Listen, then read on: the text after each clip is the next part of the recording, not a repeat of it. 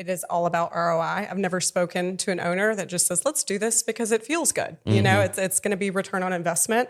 And as Mike mentioned, those numbers are important, right? Look at your expenses if it comes. By the way, if you ever have an owner that does say that, run. Or send them to us, you know? You will have project after project after project.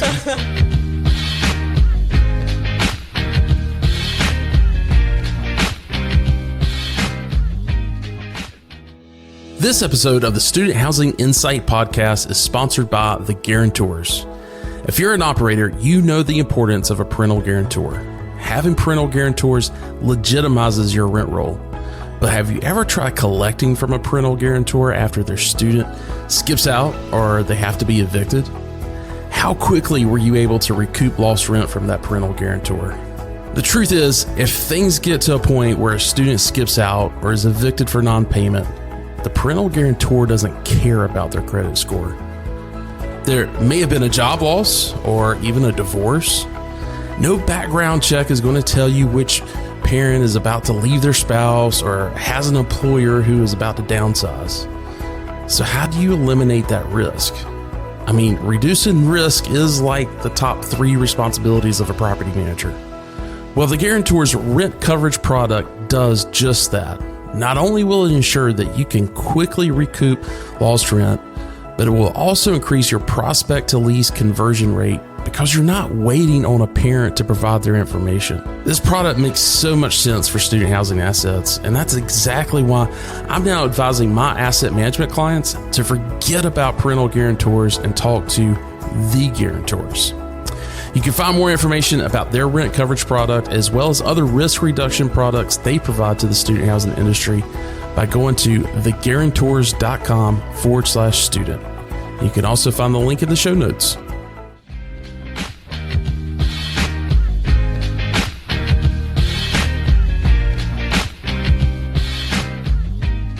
What's up, everyone, and welcome to the Student Housing Insight Podcast. I'm your host, Wesley Dees. I'm also the CEO of Student Housing Insight. We are a platform for off-campus student housing professionals to network, share ideas, as well as data. You can find out more about our platform at studenthousinginsight.com. In addition to the podcast, we also host the industry's monthly webinar for the U.S. called Shop Talk. Each month, we provide legislative and policy updates that are impacting our industry. And Shop Talk also provides a monthly overview of pre-leasing data on a national and regional basis, along with a panel of operators who provide their on-the-ground observations. And we typically provide a topic of the month as well. So a lot of great information. And if you are involved with the operations of student housing in the U.S., you should be registered to receive our monthly invites. You can register to receive those as well as review prior Shop Talk webinars by going to www.shoptalk.info. We'll also provide a link for that in our show notes as well. So if you're driving, don't feel like you got to stop and write that. But again, it's just shoptalk.info. So I'm not exactly sure where this episode is going to fall in the sequence of our after turn content, but I think it might be the first episode since we pressed the annual pause button on posting new content during turn. Because, you know, who in student housing has time to listen to a student housing podcast during summer turn? But assuming this is the first episode since that hiatus that we took, let me first be the first to say congratulations on surviving another turn. And if it was your first summer turn, how was it? Love to hear. Send me an email or a LinkedIn message. You know, I remember, takes me back down memory lane. I remember my first turn like it was yesterday, quite honestly, because I still have nightmares about it. It was, 520 beds. My manager had never worked on a student property before. She was from conventional and was 9.5 months pregnant and was supposed to be on bed rest. I was the most senior person on staff and had been there for move-in day the year before, which was a half-finished new development. Raise your hand if you've ever done one of those before. I kind of knew what to prepare for. I didn't know how to prepare for it, but kind of figured it out. I was still a student. I was going into my final semester, I guess my third semester as a senior, because I was only like 3 classes that fall, in order to graduate. So again, 520 beds. I think we may have had 20% retention. Move out was July 31st, and move-in day, want to take a guess? August 15th? Nope. August 10th? Nope. Not even August 7th, the full week. It was August 5th. So I won't ever forget, residents were supposed to, they were supposed to be out by 12 p.m. on Saturday. You know how that goes. Saturday was the 31st. I'm pretty sure it was a Saturday. It was 1999 if you want to fact check me, but I remember it pretty vividly. And anyway, new residents they were going to need to move in by 9 a.m. on Thursday, the 5th. I remember being in the office really late on Thursday. It was probably 11:30. And my cleaner that we contracted with, who we'd been talking to for months, she came into the office and handed me the last batch of keys that she had, and she said, "Hey, we'll see you on Monday." And I said, "We're working tomorrow. What are you talking about?" And she said, "No, me and my people don't work on Sundays. We go to church and spend time with the family." And I was like, "You should probably look at opening up a Chick-fil-A, because I've told you from at least, I think." And back then we probably put the RFP out in maybe April. So, it had been several months, and she knew that we only had 5 days and that we were all going to have to work on Sunday. Needless to say, I never saw that woman again. Now you can imagine how the rest of the week went. That meant I was cleaning way more than what I had intended on. And I remember vividly at 4:30 a.m. on August 5th, after the last time I think I got to the office on August 4th, probably around 6:30 in the morning. And so we're talking almost 24 hours later. No sleep, no rest, no nothing. But I was cleaning out an oven in an apartment, and I remember getting this call on the radio. Yes, radio. I did have a cell phone back then, but it was already over the monthly minutes by August 5th. And text messages were like 2 cents a message, and so next thing you know, you've one conversation, you've spent $5 already. But I remember 4:30 a.m. the night guard at the gate calling me on the radio and telling me that a mother and her daughter from Michigan drove all night, and they were just wondering if they could go ahead and get their keys so they could get a couple of hours of sleep before, I think the girl's father or something was coming the next morning with a U-Haul or something. Anyway, I just remember getting that call and thinking, I haven't even been able to sleep, and these people are wanting me to let them in at 4:30 in the morning. Anyway, it was, I did get them in, by the way, but because it was just, I felt bad for them. But anyway, it was not a smooth move-in day. But after going through it, I had a good idea of how to better prepare. And for the next 360 days, I was so focused on how to make the next move-in day perfect. Needless to say, about day 15, after I had some time to recoup, and my manager was finally out of the office having her baby, I remember calling the regional manager and just told him, I said, I would not sign a single lease for next year until they changed the start date to Saturday, August 12th, I guess is what it was. But anyway, that was the story of my first turn. So congratulations to all of you. I've loved seeing your turn pictures on LinkedIn. We'll be showcasing those in a video during September Shop Talk. So make sure you tune in for that. Okay. What is this episode about besides my war stories about my first turn. We're talking about technology. As you can imagine, if my first turn was in 1999, which I've actually been in student housing since 97, but it was 99 was the first time I was involved with a turn. But anyway, you can imagine over those past 2.5 decades what I've seen as far as technology in this industry is concerned. But I'll just tell you, I don't even think it's going to come close to what we're going to see over the next 5 years in this industry. Back in May, I was having this conversation around prop tech with one of our ambassadors, Mike Kivitz. Mike leads up strategic partnerships for the Preiss Co, and we started talking about a lot of stuff that he and Whitney Kidd at Iris Technologies. If you listen to this podcast, you know Whitney. She's been on here several times, but they were talking about technologies that they're evaluating for their clients. And I encouraged Mike. I said, we need to get this conversation in front of some microphones so the rest of the world could hear it.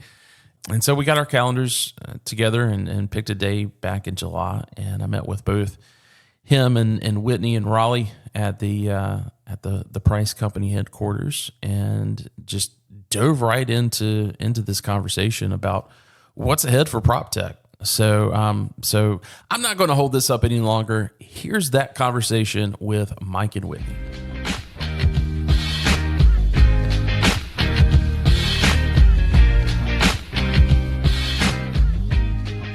Whitney, Mike, welcome to the podcast. Hey, Wes. Thanks for having us. Hey, Wes. Well, thanks for having me, because we're in Raleigh.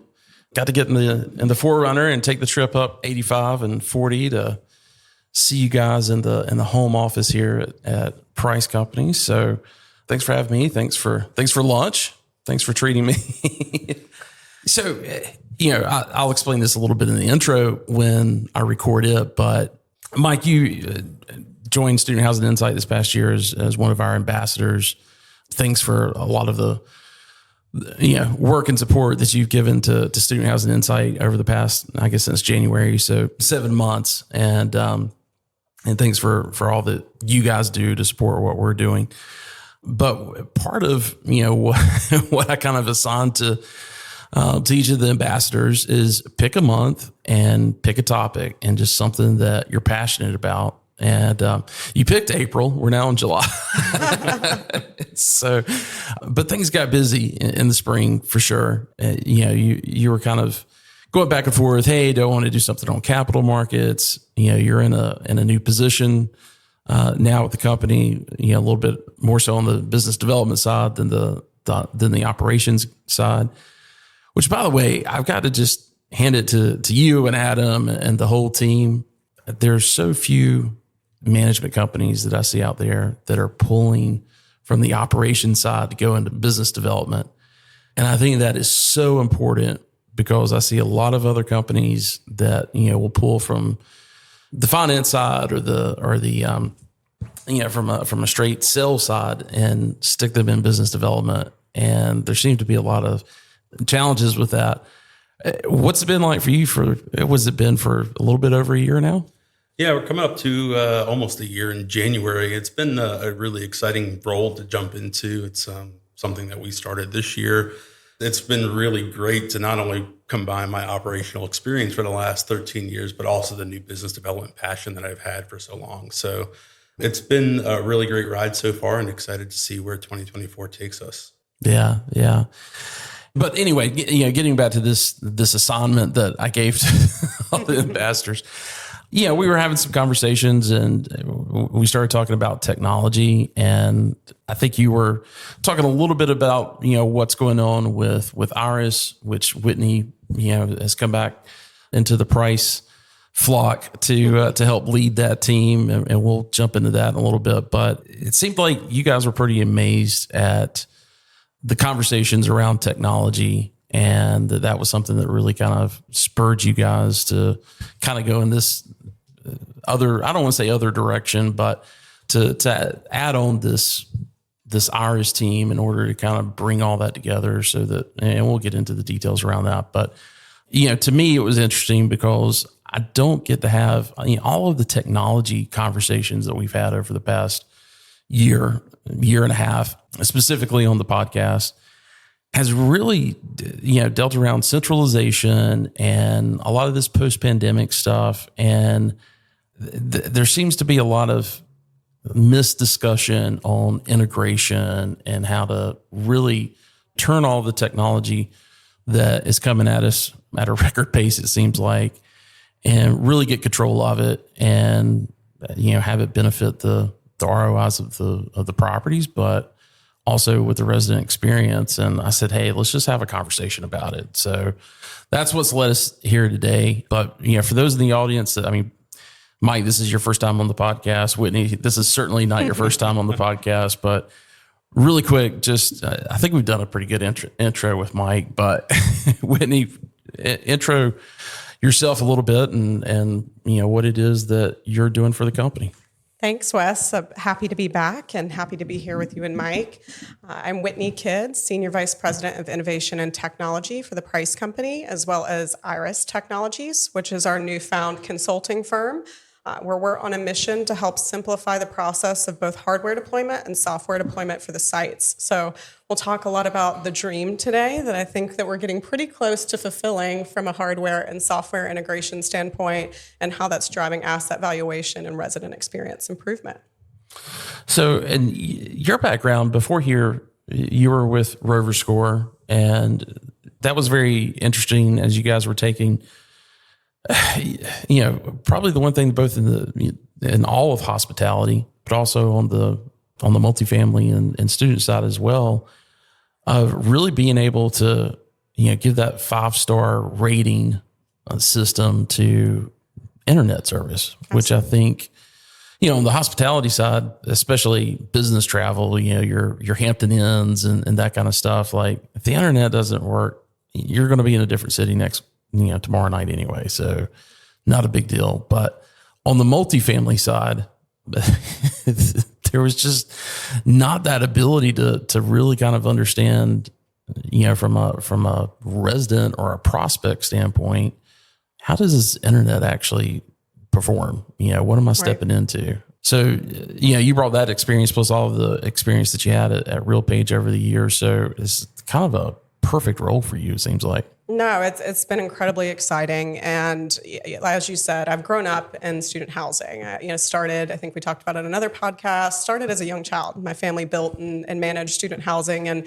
what I really found a passion in, and I think a lot of others have too, is making the process of managing properties and owning properties simpler for everyone that's involved and making sure that residents have a good experience too. Yeah. And yes, I've had a lot of great experience with RealPage and OnSite and Rover Score, founding a company. It's just been an incredible journey, and to see the fast-paced evolution of what we're seeing on the tech side is really fun for me because I'm a techie, so I can easily say that. But what I think is important is that the people that are really developed into the technology world is that we're able to help those that may not be as experienced in that field, which is what I'm really after. How do we make it a very, very complicated process simple, I think is what we're chasing, and making sure you're seeing maximum return on every investment that you have in the technology sector, which is extremely challenging to do. So let's talk about the non-tech side of your life for a moment, because the last time that you were on the podcast, you were coming back from maternity leave. That's right. So how's the baby and how's family life adjusting? It has been wonderful. Baby is doing incredible. He is going to be 1 in 2 months, which is just blowing my mind. Time has flown, and we made a recent move to Raleigh, which has been a journey for us to go through that process. And we're getting settled and really happy to be here. We miss Charlotte, but Raleigh has just been incredible, and the Preiss Company has been so welcoming to us as we come into the home office. Well, yeah, we were walking back from lunch earlier, and you were pointing to the new office, so I'm looking forward to seeing those digs as well. Yeah. But hey, let's jump into this conversation on technology. And as Simon Sinek says, let's start with why. Why is technology so important within? And if you're hearing background noise, Core Spaces is building 1,800 beds across the street from the Preiss office. So you might hear that. Kind of sounds like New York, but no, it's just Core Spaces building 1,800 beds. But anyway, let's start with why. Why is student housing and that intersection with technology so important? I've lived through it. You guys have lived through it. Let's talk about that really quick. Yeah, it's a really interesting question, Wes, and it really starts from the end user experience and what they're looking for. This generation of students, and it's only going to continue to progress this way, they want everything available at their fingertips. When they're looking for an apartment, they're Googling apartments near this university. If they're just trying to unlock their apartment door, for example, they just want to be able to go in and open their phone and their apartment door is unlocked. They're looking for efficiency, simplicity, and just ways to make their lives easier on an everyday basis. The other part of that equation is the efficiencies that we see from the property operations side, both with the team on the site level as well as the corporate level. Just adds a ton of efficiency for both maintenance staff. For example, if there's specifically talking to smart locks with mobile credentials here, but the maintenance staff just has the ability to unlock a door remotely from a phone, as opposed to having to get up at 3 a.m. to go replace a key or let a resident in the door. So there's a lot of efficiencies both for our resident base and for our staff. And then you could get into a whole world of analysis when you're looking at return on investment as well. So we'll get into the ROI components a little bit later in the discussion, but really it's really just being on the forefront of the technology space and what the students and what the future generations are going to be looking for from the end result. I couldn't agree more. I mean, if we look at it, a very simple aspect of who our customers are, they are students. They are the most technological, advanced renter that you're going to have. We speak with a lot of conventional operators, market rate operators, who are wanting to know, what do students want, right? They're the future generation of renters, and we're able to see it firsthand. And Mike nailed it. There's a tremendous amount of management that goes into student housing that we know is very different from a market rate community, and technology is going to help enable that. But also it's meeting your end user where they are, right? Students want technology, they want great technology, and they want it to be easy to use. That's what they're used to in their day-to-day lives. And that's something that we have to fulfill as owners, as operators, and even people in the technology sector.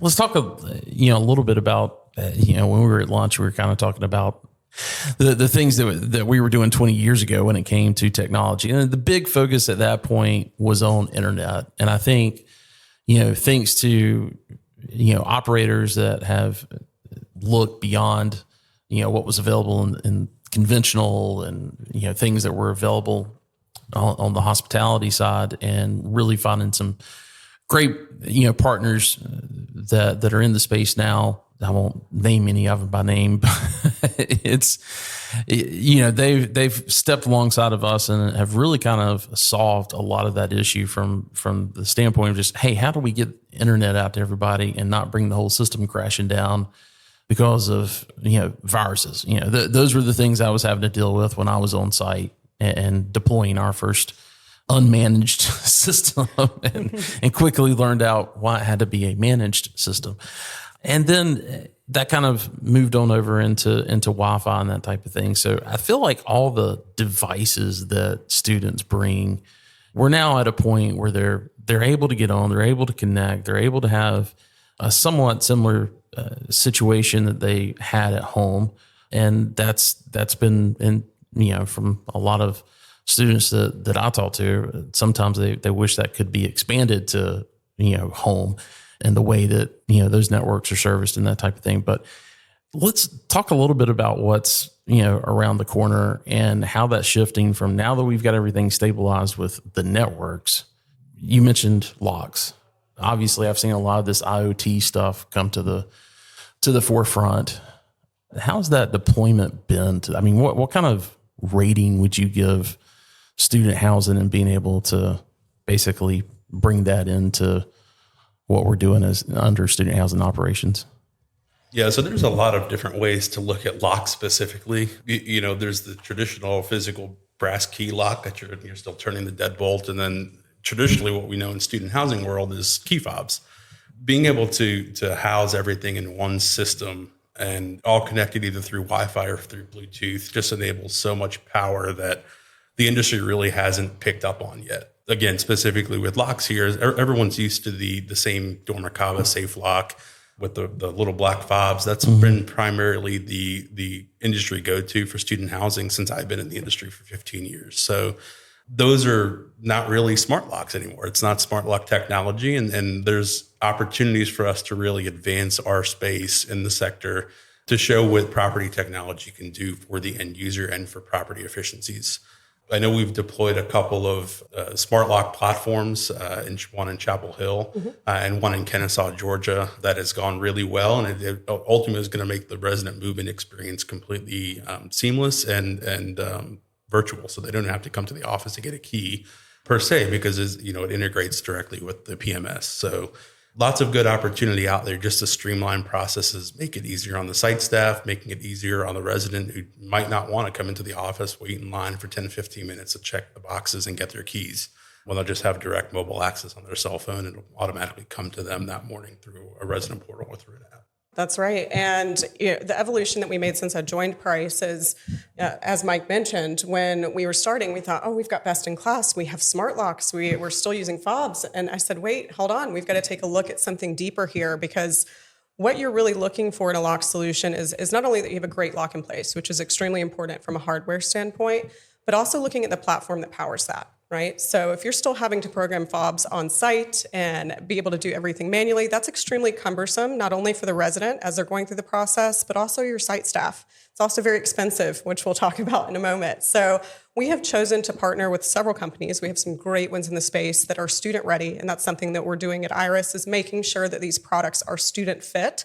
As anyone that knows me knows, I'm very particular about that, making sure that it is ready for our market space.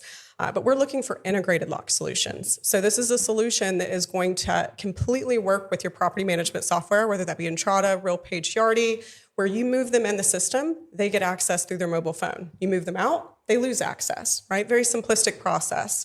I know when I've spoken with some people, there's a concern, right, of how do we operate without fobs, right? Are residents really going to be on board with this? And the resounding feedback we've gotten is there is no concern. They are ready and they have their phones with them at all times, and that is their access point. So really think about that. Another approach that we're taking on the access control lock side is, if we're going to do a lock project and put in a significant amount of capital, which it is going to take, we want to make sure that it's not just the unit locks, right? A lot of people get stopped there, where you've solved the unit problem, but then you don't have access that's unified for your common area spaces. So when we are going to deploy something, it is going to be all throughout the building for common area access, as well as your unit and bedroom doors, so that you're able to flow through that community seamlessly, right? You don't have a brass key and a gate clicker and a fob to get in, right? And all of these different cumbersome processes just to navigate through your community, right? It should be you take your phone, you walk out the door, and you're able to go throughout the community and go to the gym, go to the pool, come back to your home, and have that seamless experience. So,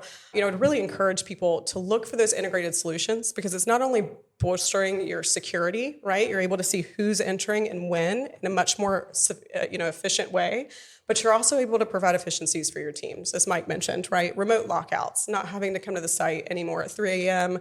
That's just very tough on our maintenance teams, and we want to make sure to try to continue to retain them how we can. So providing this technology not only helping the resident, right, but it's helping our staff, which is very important.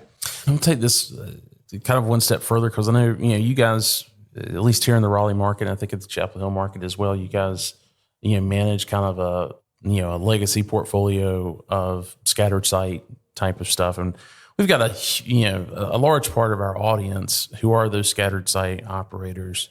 Because of that, they may not have necessarily made a switch over to Entrata, because it doesn't fit their own appfolio. Is this movement of what you're seeing with access control, is it something that can easily apply to, that landlord that's got, 50 homes in Blacksburg? They want to be able to stop those, 1 a.m. deployment. Sure. Yeah, of a great. maintenance person. Great question. And the great thing about a lot of these platforms, and if you're interested, just come and talk to me. I'm happy to share with them, is that you don't have to have a robust property management integration. That's an important piece, especially when you're managing, 800 beds, 900 beds, or even 400, call it. But these platforms can operate on their own. So if you do have a scattered site situation, if you're deploying an integrated smart lock platform, a lot of them have thermostats, other things that you can deploy as well. You're still able to do that through their native platform that they have. So you don't have to go in through Entrada, right? Or even AppFolio for that instance. You can still use these if you've got, 50 units in Raleigh or in Blacksburg. It's very simplistic to do. You're just going to get a little bit more of a robust kick if you do have that integration available, which we help clients with that. AppFolio is a little bit more challenging on the integration side with some of our smart home providers, but they're very great to work with. We actually work with them at the Preiss Company. And so if that's something people are interested in, integrations can be built, right? That's always a possibility. Gotcha. My question was kind of gearing towards what's kind of here now. You're saying it's access control. Do you feel like over the next 5 years, that's where a big portion of technology impacting this sector is going to be? Or do you think it's going to be in other areas as well? Yeah, I definitely think it'll be in other areas as well. I mean, certainly locks and access control will be important in 5 years. Internet is always a growing importance as well. I mean, the legacy 10-year internet agreements that were signed in 2015 are about to come up. So that's great. There's a lot of opportunity to enhance the internet for the community, but also eliminate cable, which is going to really help on the OpEx and improve your valuations from just cutting that cable agreement. Most students today are streaming through Netflix, Hulu, or other streaming services. Being locked into that long-term legacy agreement has actually negatively impacted valuations for quite a long time. And now that there's an opportunity to enhance your Wi-Fi and really provide top-of-the-line internet to the community, there's a great opportunity to just eliminate that cable service. Yeah, definitely. I mean, cable is an easy one to eliminate. And I like to compare internet to packages, right? They're not going away, and there's always going to be more, right? The volume is going to be increasing. So even if you have something great today, in the next 5 years, you're going to have to increase your capacity, right? You're going to have to upgrade. You're going to have to look at these items. When we survey students and even residents and market rate, internet is the number one concern, right? Is the number one reason why they may move, the number one reason why they may stay. So it's very important to make sure that you have internet, not only to power your devices within the community, but to make sure that the resident experience is extremely strong. So definitely something that's evolving. And, Mike and I were talking earlier, it's a buzzword, but it's a buzzword for a reason. AI is coming. We're looking at what's coming to the pipeline. AI is here today, and it is going to be much more advanced. It's accelerating at a rate that we have never seen in the tech space. And this is for techies here. We're surprised by how fast this is moving. I mean, truly, it is going to be transformational. So I encourage people from a prop tech strategy perspective is make sure, I like to say the foundation is set at your assets, which is going to be the hardware, right? Making sure you have all these pieces in place so that when AI comes booming through, maybe even robotics in the next decade or so come booming through, you're ready to absorb that technology. So a lot of exciting ventures, not just chatbots, right? AI is going to do a lot more than that. So we've got to be ready as an industry and make sure we're laying the foundation at our assets to be future ready. Let's kind of stick on AI for a little bit, because this is something that when I start talking to folks on the operation side and we start talking about AI, it immediately goes to centralized leasing and things of that sort. Give me some examples. Paint a picture for me, with AI. What is it? And again, I want to stick with that 5-year window. What is it going to impact with it? And, I'm just asking your opinions. You've been observing this for way longer than I have and a bit way closer to it. But in the next 5 years, paint that picture? What's AI going to do to the student housing industry? It's a great question, Wes. And I mean, my personal opinion is it's going to impact every part of our business. There's not one part of the business it's not going to touch. There's already tools available for AI and underwriting, right? If we're looking at that part of the deal equation, there's chatbots available for resident experience. There's tools available for what we call generative AI, where we can actually action based on the AI tool. So I think it's going to touch every part of our business. There's actually a prominent executive that I follow who's not in the tech space. He's actually in the financial sector. And his assessment is in the next 24 months, every single business and enterprise is going to shift the way that they operate via AI.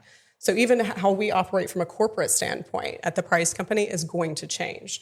So if you want some specific examples, I would say some exciting things on the generative side that are already here right now, not even talking about 5 years, are if residents need to submit a service request, they can speak to an AI bot. They don't have to speak to our community staff. That's also important. At the Preiss Company, we really value our people. Do you think that's going to be more of, like with that favorite Echo machine that sits on my kitchen countertop, and I ask her I won't say her name so it doesn't set off everybody's appliances. But, I'll ask her, hey, how much time's on the dishwasher? How much time, and I'm getting that feedback. And I just kind of wonder, from a resident perspective, is that going to be more of something that's just in their hand? Apple made the big announcement about Apple Intelligence and how they're partnering with ChatGPT on utilizing that for things that they can't do within their own devices. Are we going to be seeing something, like a ChatGPT, in the new 4.0 or whatever, that is making that connection so that they're talking to that? Or is it AI that's going to, and, obviously there's going to be AI built into these, property management platforms.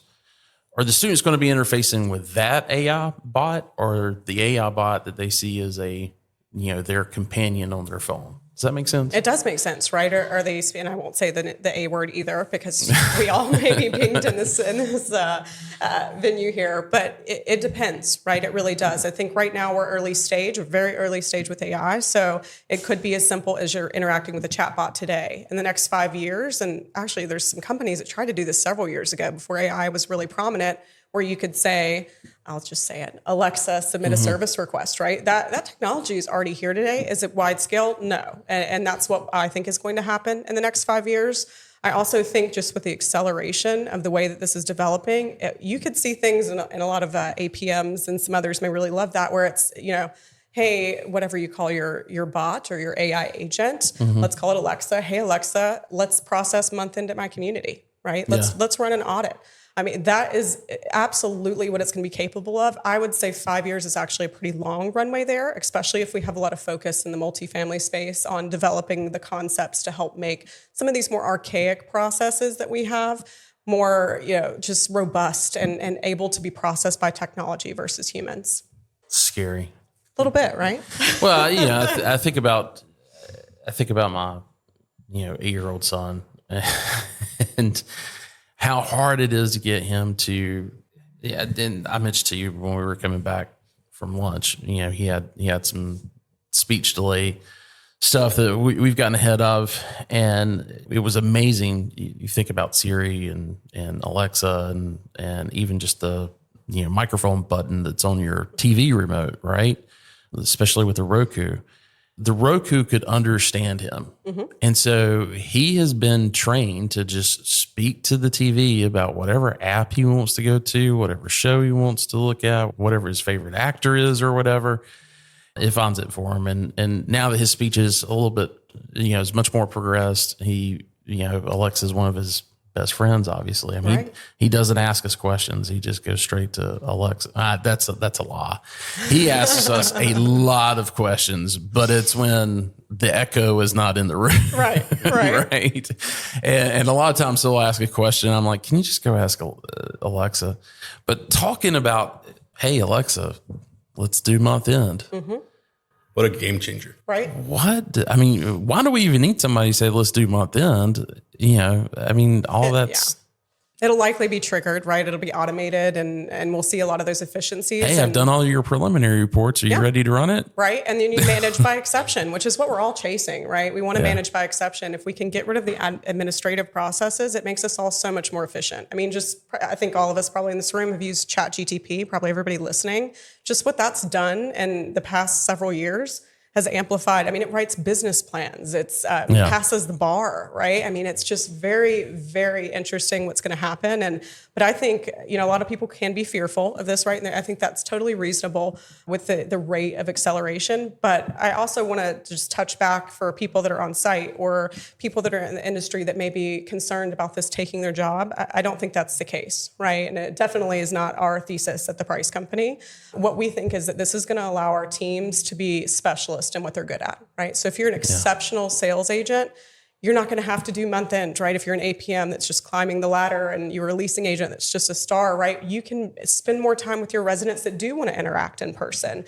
You can be a really great salesperson. You can be a great management specialist or asset management specialist. So I think that's going to help everyone that's really get honed in to their talent set and be able to specialize in what they're doing. A lot of people are calling it role specialization versus it taking away jobs. I mean, you heard this too when online leasing came out, right? I talked to both of you.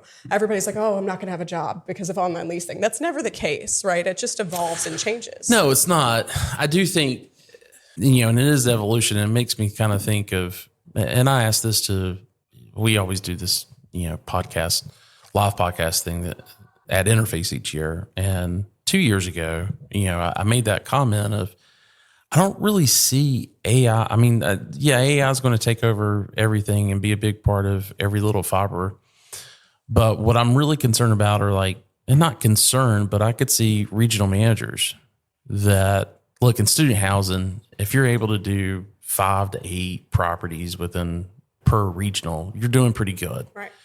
That's, I would say kind of the standard. Sorry for those guys that are out there doing 12 and 18 properties. But, I really see AI as being something that allows a regional manager to take on much more, assets and have a bigger portfolio, which could eventually eliminate that position because it's, once you train an AI, you don't have to retrain it, right? That's right. It's not going to take PTO. And so I kind of wonder if that ends up being the space that we go. So anyway, if a regional manager is out there listening to this and all of a sudden you've gotten scared, I don't know that this is happening right away. That's right. Anyway, but let's talk a little bit about resident experience, and I also want to talk about turn. I mean, here we are. Yeah. We're first week of July, second week of July. It's coming up for everybody. I've got to deploy to a site next week for a client. So again, kind of using that 5-year range, what do you see coming down the pipeline to help us with turn and move-in process? I mean, obviously we talked about the locks and that being seamless, but yeah, I mean, I think it's really just all about creating efficiencies for the on-site team and for the vendors. AI, for example, might be able to help us build a better turn schedule in a couple of years. There are just avenues that it's endless possibilities on what technology could do to make that process more efficient. We've taught ourselves over 15, 20 years of doing this business that we learn from our mistakes. The hope is that the technology will be there in the future to continue making it easier and easier for the teams on site because they're out there putting 15, 20-hour days for 2 to 3 weeks straight in the heat. 110 degrees in Texas in August is not fun. So obviously that workload is still going to be there of having to check after vendors and making sure that process is still taking off and going as efficient as it can be on that front. But there's things that we can do on the front end for planning turn and making it more efficient for both our maintenance and office teams. The resident experience changes entirely with technology as well. Again, everything, we sort of saw this transition during COVID where we were trying to do virtual move-ins or express move-ins through drive-through lines and things of that nature. Our staff is all dressed in PPE and handing keys, a little key packet through a little crack in a window. But we're obviously glad to be beyond those days, but that really opened our eyes as operators for what we can do to make this process easier for both our staff on the site level and our students. Really, that is all through the property management software and what we're able to do by front loading a lot of that, let's call it homework for the resident. They have to get renter's insurance, have to pay their first month's rent, a whole plethora of items to be able to get their key to move in. If you add that smart lock technology we spoke about earlier on top of that, it literally just makes it seamless for them. They will also have access to their internet once they get set up in their unit. So everything is kind of just all seamless without even having to check in with the front office. So that really just transforms move-in day from what we used to have with a line wrapped around the building for, people waiting 15, 20 minutes, filling out a checklist, their vehicle information, getting a little key packet, move-in inspection, and the staff having to reiterate to each resident what each key does and what that move-in condition form is and how to get around that process. That eliminates that entirely. So there's no more waiting in line, waiting in the 90 plus 100 degree heat in Texas or North Carolina. It's been 115 degrees here lately too. So it definitely eliminates a lot of that frustration on the resident side just to make it more seamless for them to just be able to pull their car into the parking lot, walk to their unit, open their door and start moving in.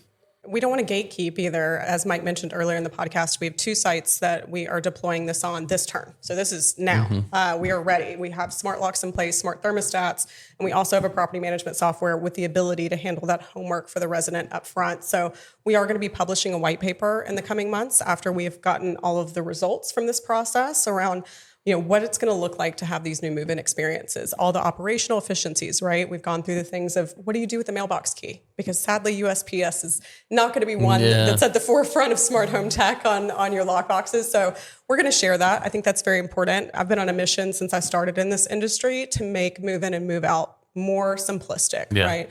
And so we're going to share that in a few months. We're very excited. Of course, there's going to be hiccups. There always is with new technologies and operational processes, but we can do that now, right? That could be done today with the right amount of capital to deploy.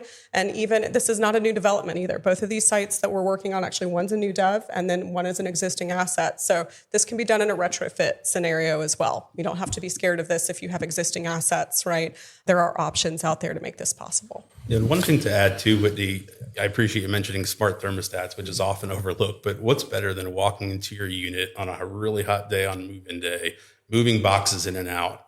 The property management staff could set the temperature to 68, 70 degrees. It's comfortable for you the morning of move-in day. So you arrive and your thermostat's already set on a desired temperature. So you're not walking into a 75, 80 degree unit on move-in day. It's already hot outside and you're carrying boxes. 100%. And I mean, when we're in turn, right, where we've seen some of the largest efficiencies from an ROI perspective is when those units are vacant, we can bring it up to 75, 77, right? So the vacant cost recovery has just been tremendous for us. And then also just the risk mitigation, right? We had several communities, as many did, that were impacted by the freezes. So if you're able to regulate those temperatures, it just makes it so much more impactful, mitigates your risk. And then, as you said, it just provides a better user experience. You can really custom tailor how they're going to experience the community from the front door all the way to their couch. Let's talk a little bit about integration, because in all these things that you guys are mentioning, the way that you're explaining it, I kind of get this, I get this feeling that is, that there's going to be, one point of contact between a resident and all of these different systems. Are you guys seeing that as a PMS, be it Entrata or AppFolio being, their resident portal app? Or is this something outside of that maybe even you guys are building and I'm not sure? Or is it going to be something where a resident's got 6, 7 different apps on their phone that... I mean, that's where we are today, right? Where we are today is that no one's really talking well enough, right? There's integrations to make these processes easier, move in, get access, but you're still going through an app for that, an app to pay rent, right? All these different elements. So I think the future, we may start to see people go away from apps. I mean, that may be where we're headed, right? If you can have something as simple as a QR code that lets you in the unit, really simplistic features like that, I think that's where we're headed if we talk about 5 to 10 years. But right now, there are different applications to handle different items, and that's not the most ideal user experience. Much better than where we've been in a brass key and all these different elements. But I would love to see one company solve it all. It's just not happened yet. Do you think that's on the PMS to figure out? Do you think, going back to what we said earlier about the AI assistant actually being that interface? I mean, what? In the future, it's going to be the AI assistant, right? But, I come from a property management software background, and I feel it's always the responsibility of the property management software to not necessarily solve every problem, because that's not possible, but to be open enough in their methodology of development that they can bring in other partners to solve these challenges, right? So if you did want to have access integrated into the resident portal, that should be available, right? That's something that we need. So they may not be able to solve every problem. They do a great job at solving quite a few for us that make our lives easier, but they do need to be open enough to make sure that other partners can come in and have a holistic solution that's provided to the residents and the staff. Okay, so, we've talked a lot about the cool stuff that it's going to do and headaches it's going to eliminate.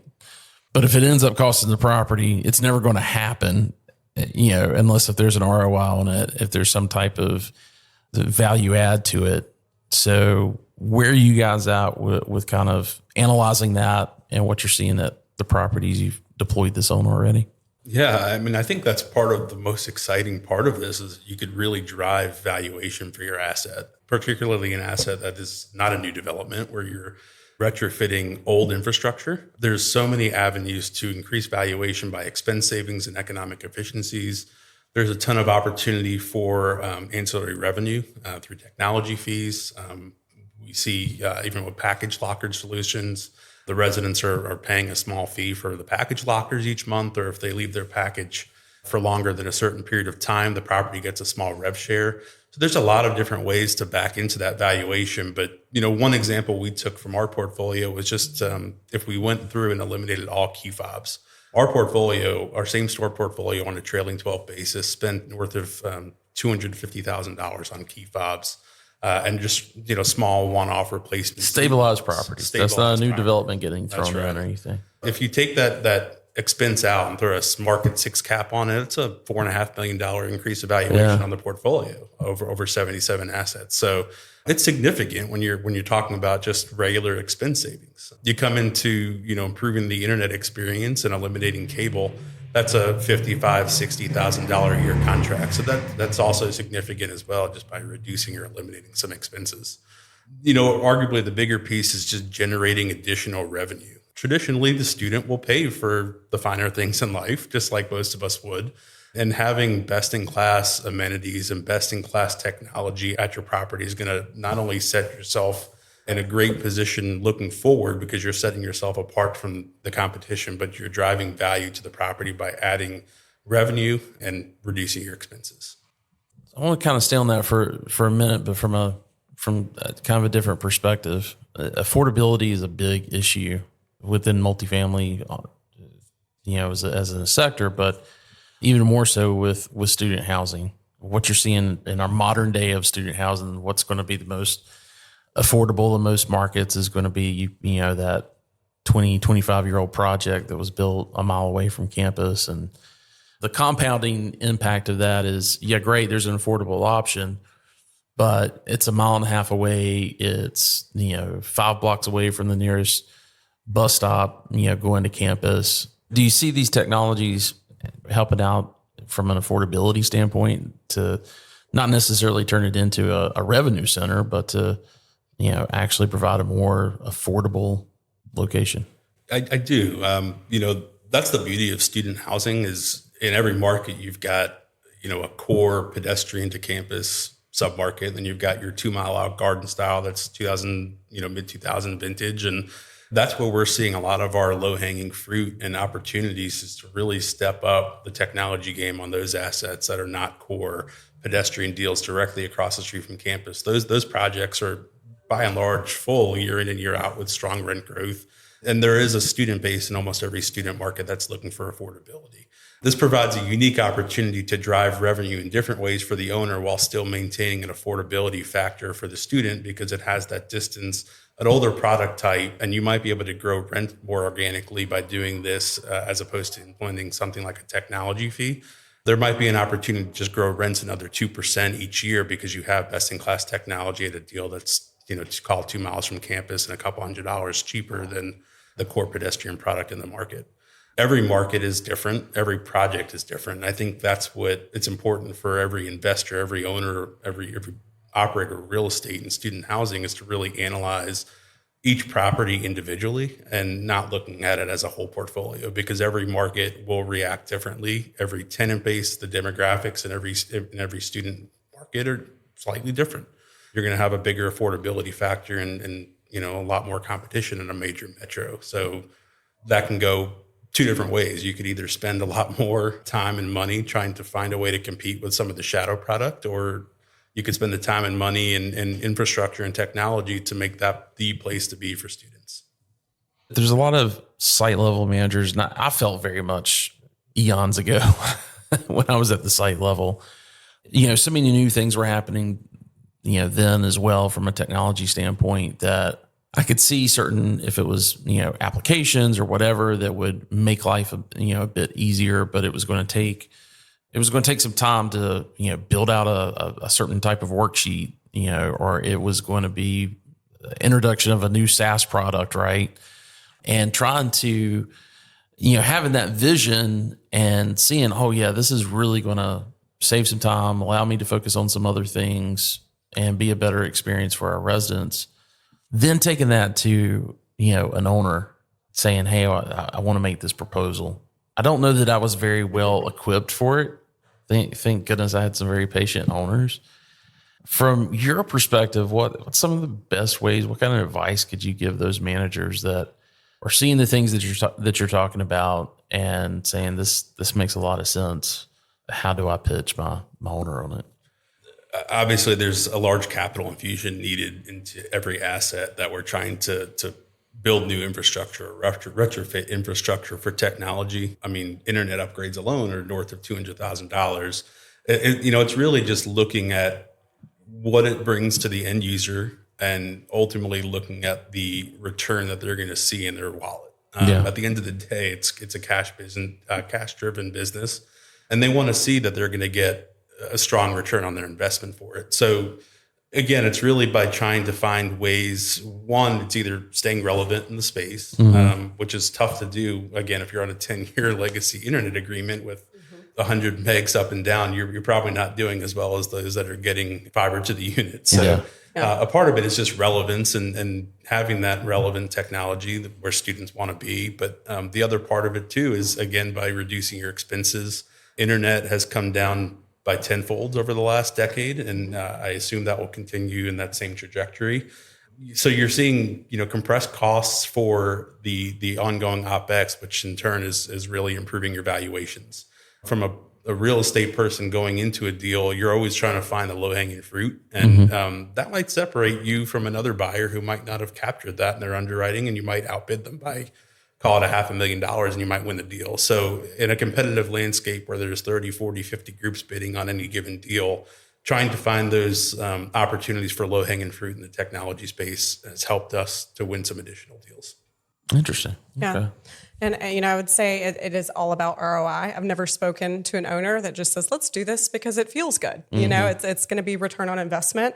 And as Mike mentioned, those numbers are important, right? Look at your expenses. If it comes. By the way, if you ever have an owner that does say that, run. Or send them to us, You will have project after project after project. That's right. Yeah. So it's looking at, what are the pain points in the community? I worked with a community outside of our portfolio recently, and they had a tremendous problem with leaks. And so we deployed smart leak detection for them. And that was just a simple solution that then saved them thousands and thousands of dollars. And we were able to look at that because we had data on how many leaks were occurring, what that cost was, and then we were able to quantify that for the owner. It was very simple, straightforward, and we solved the problem. Just look at those core metrics, right? Things are cool and they're great, but it all comes down, as Mike said, to what is the return that is going to happen for that particular asset. And if you don't work with a consultant, right, work with your supplier partners. If you're interested in smart locks, if you're interested in some of these other areas, the supplier partners are terrific. They will help you come up with those return metrics. Even as a property manager, APM, reach out to them, just say, hey, how are you quantifying the ROI if I were to deploy this technology? And they will help you, right? They want to see that deal close just as badly as you do. So really lean on your supplier partners, your consultants in the space to help justify and make that case to make sure you're making the right decision, right? We have seen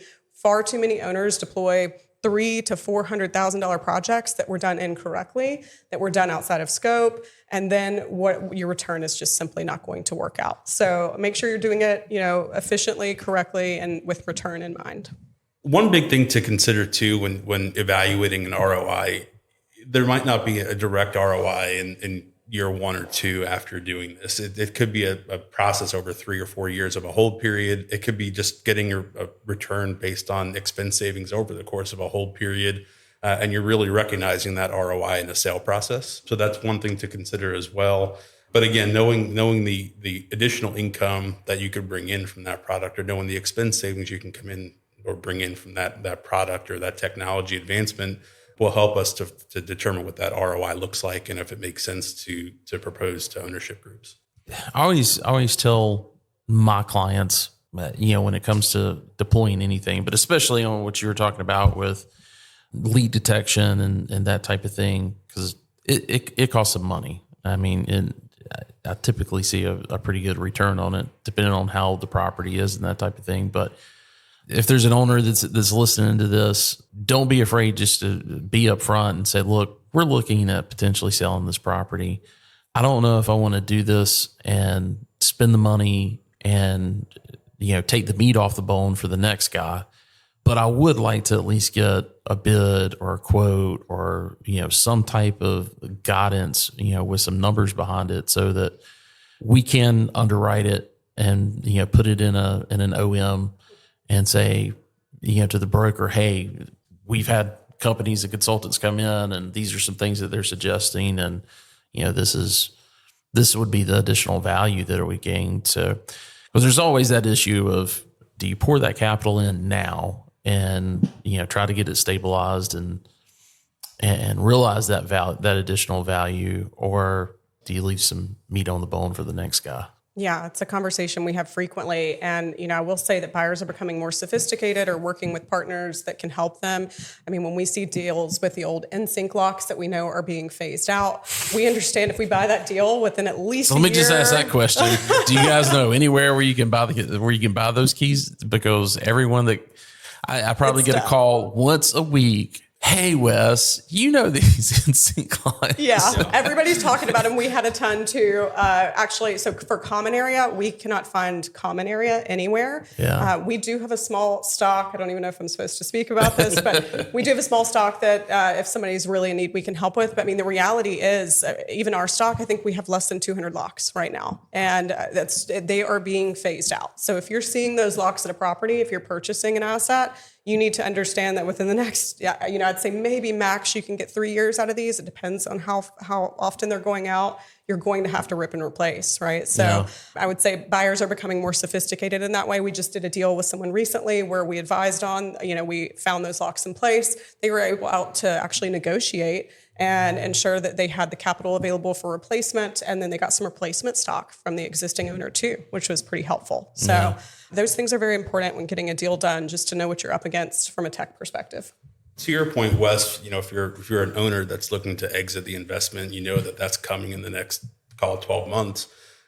It really depends on what sector of the technology aspect you're looking at. If you're looking at an internet upgrade, as a seller, we would go ahead and do that all day long because we can control that process as a seller.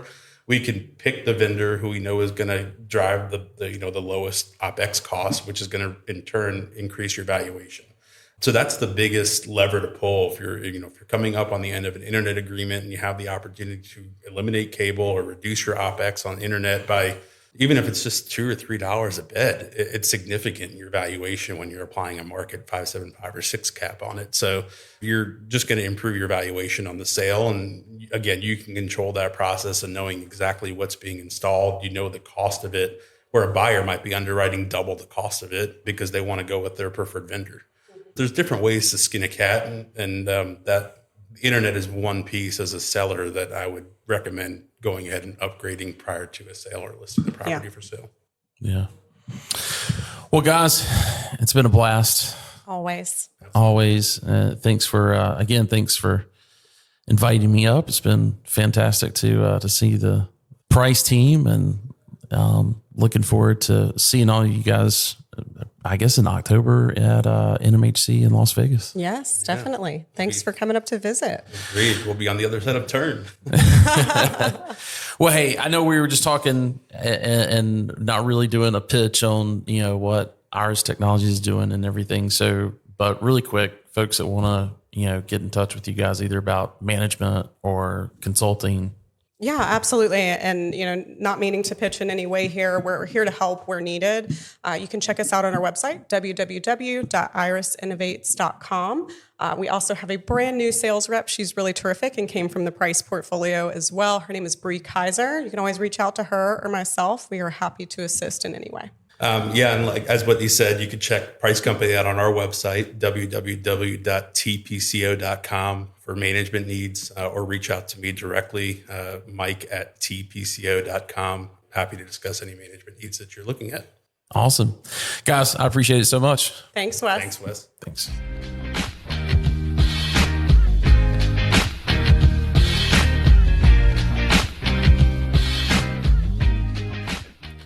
Again, big thanks to Whitney and Mike for their time. So what are your thoughts on PropTech and how it will evolve over the next 5 to 10 years? Well, let me tell you where we are having that conversation around PropTech, and that is with our online community. We've had online communities, involved with our platform before, but now we're going to be relaunching it, and it's going to be more groups based. So we've got several groups within the community, and one of those groups is prop tech. So that's where that conversation is going on. So how do you become a member of the SHI community, and what does it cost? Well, like I said, we're kind of in a soft launch of this new community. It doesn't cost anything to become a member, but we will have some premium groups starting in 2025 that will have annual fees. We'll talk more about that in the future, but just go to studenthousinginsight.com, and you'll see in the top, or if you're on your mobile, I think it's in the menu, you'll see the SHI community, and just click there, and you'll go through a sign up process, and then you're set to go. Just create your profile and then start joining some of the groups that you're interested in and join those conversations. Well, guys, that's it for this episode. Thanks so much for tuning in. I know there are several conferences coming up this fall. I will be at the NMHC Student Housing Conference in October out in Vegas. If you're going to be there and you have anything student housing you want to talk about, please reach out to me. My email's in the show notes, and let's set a time to meet. Okay, everyone, thanks so much for listening, and thanks again to the Guarantors for sponsoring this episode. To find out more about how the Guarantors can help your property approve more applications and help eliminate bad debt, please click on their link provided in the show notes. All right, guys, thanks everyone. We'll talk to you soon.